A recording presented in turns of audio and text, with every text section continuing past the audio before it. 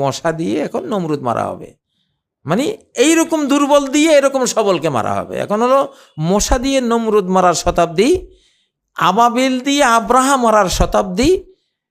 এখন হলো দুর্বল 300-350 মুসার জাতি দিয়ে লক্ষ লক্ষ ফেরাউন বাহিনী মারার শতাব্দী। সেই শতাব্দী শুরু হয়েছে।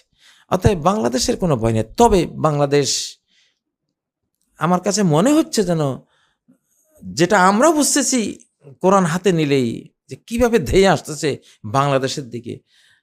টার্গেট বাংলাদেশ, ঘটনা ঘটানো হয়েছে ওখানে জঙ্গিবাদের একটা তকমা দিতে পারলে, জঙ্গিবাদী প্রমাণ, জঙ্গিবাদী বলে মাঠে খাওয়াইতে পারলে যে উনি জঙ্গি, এরা জঙ্গি, বাস এদের আর বেঁচে থাকার অধিকার নাই, এদের কোনো ঘর বাড়িও থাকার অধিকার নাই, এদের কোনো জানাজারও কোনো অধিকার নাই, এদের কোনো মানুষ হিসাবে এদের পরিচয় দেওয়ারও কোনো অধিকার নাই।